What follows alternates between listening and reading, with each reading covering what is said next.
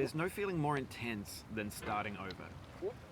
If you deleted your homework the day before it was due, as I have, or if you left your wallet at home and you have to go back after spending an hour in the commute. If you won some money at the casino and then put all your winnings on red but it came up black. If you got your best shirt dry cleaned before a wedding and then immediately dropped food on it.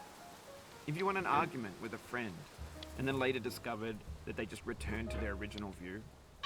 Starting over is harder than starting up. If you're not ready for that, like if you've already had a bad day, then what you're about to go through might be too much. Feel free to go away and come back. I'll be here. Alright, thanks for coming with me on this trip. I'll understand if you have to take a break at any point. Just find a safe place to stop and quit the game. And don't worry, I'll save your progress, always. Even your mistakes. No. This game is a homage to a free game that came out in 2002, titled Sexy Hiking. The author of that game was Jazuo, a mysterious Czech designer who was known at the time as the father of B games. And B games are rough assemblages of found objects.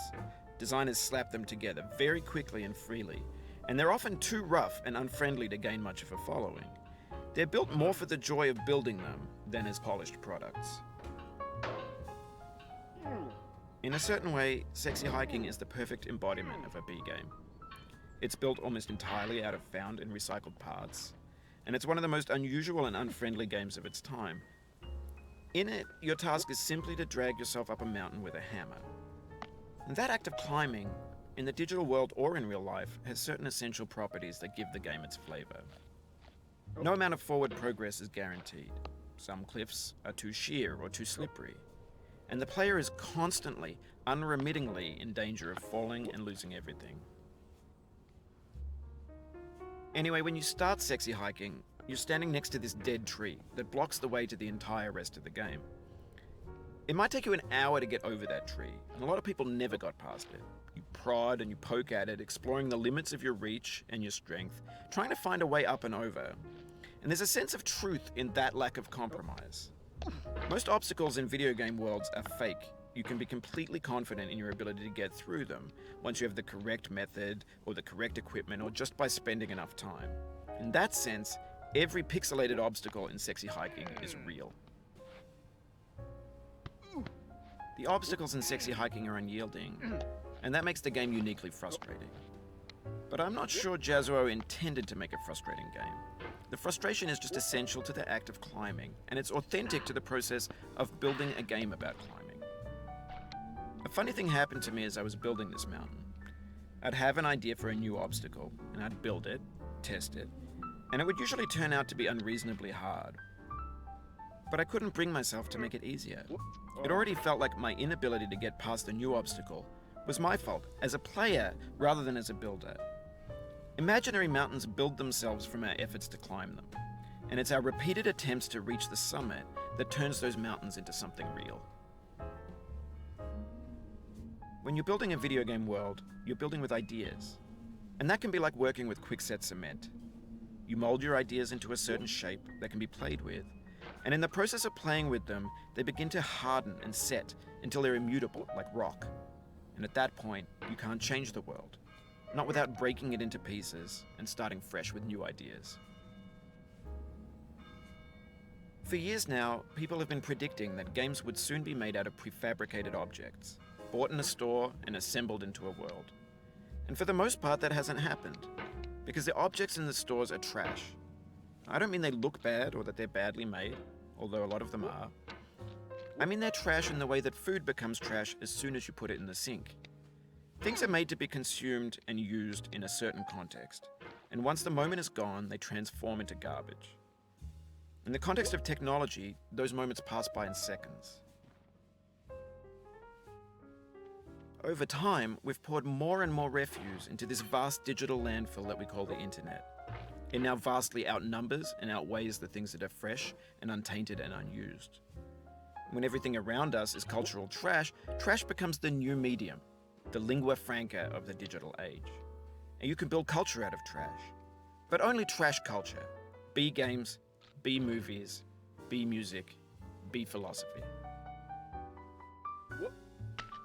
Maybe this is what digital culture is. A monstrous mountain of trash, the ash heap of creativity's fountain. A landfill with everything we ever thought of in it. Grand, infinite, and unsorted. There's 3D models of breakfast, Gen X's fanfic novels, scan magazines, green screen Shia LaBeouf, banned snuff scenes on LiveLeak. Facebook's got lifelike bots with unbranded adverts and candid shots of Kanye and Taylor Swift mashups, car crash epic failed GIFs, Russian dashcam vids, discussions of McRibs, discarded, forgotten, unrecycled, muddled, rotten, untitled.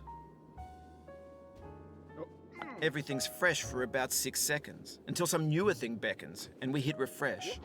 And there's years of persevering, disappearing into the pile, out of style, out of sight. In this context, it's tempting to make friendly content that's gentle, that lets you churn through it but not earn it. Why make something demanding if it just gets piled up in the landfill, filed in with the bland things? When games were new, they wanted a lot from you.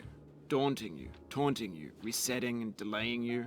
Players played stoically. Now everyone's turned off by that.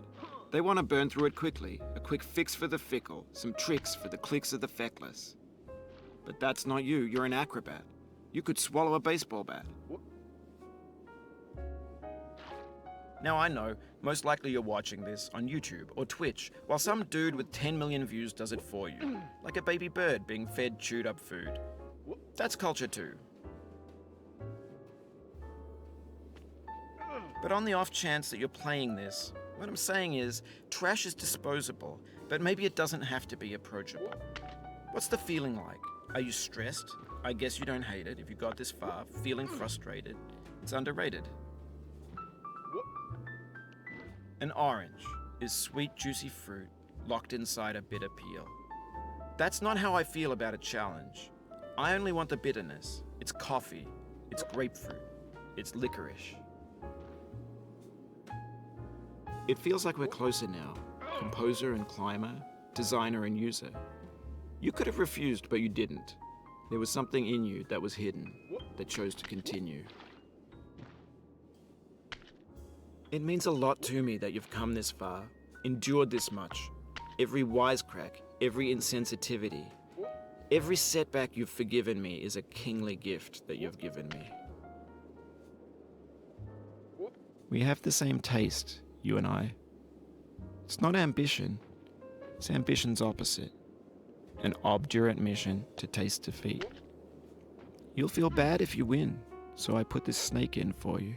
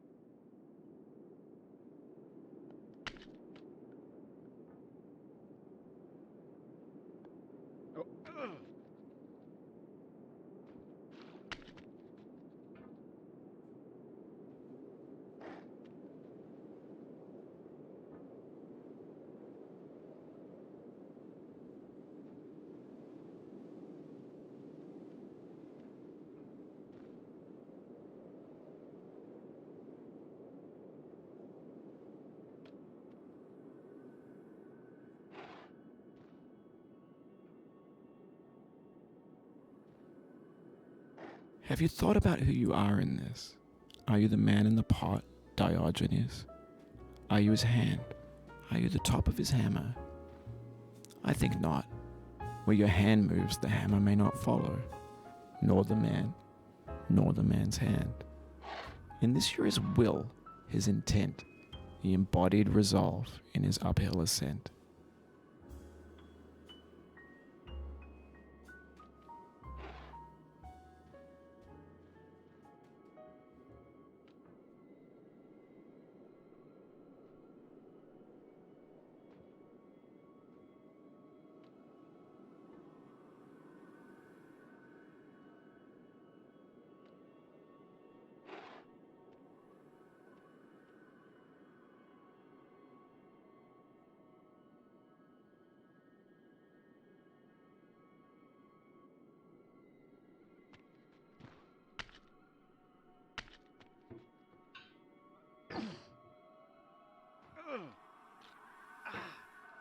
Now, you've conquered the ice cliff, the platforms, the church, and the rectory, the living room and the factory, the playground, the construction site, the granite rocks, and the lakeside. You've learned to hike. There's no way left to go but up, and in a moment I'll shut up. But let me say, I'm glad you came.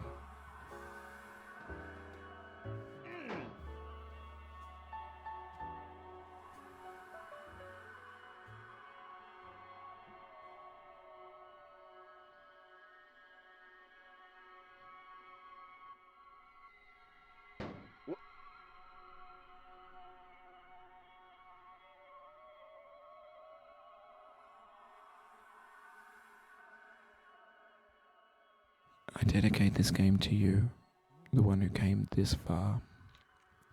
I give it to you with all my love.